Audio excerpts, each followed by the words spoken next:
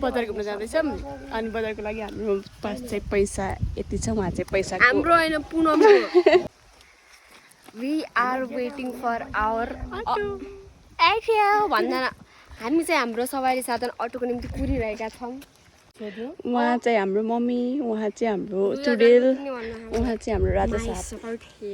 this is my long hair by the way उहाँ दिजुको भन्दा मेरो लामो थियो अनि बट यस्तै हो हाम्रो अटो आइसकेको छ अटोवाला अङ्कल हामी चाहिँ अटोमा बसिसकेका छौँ अन द वे उता हेर्न सक्नुहुन्छ प्याराग्लाइडिङ हामी चाहिँ कर्णाली समृद्धि महोत्सवमा हामी पुगिसकेका छौँ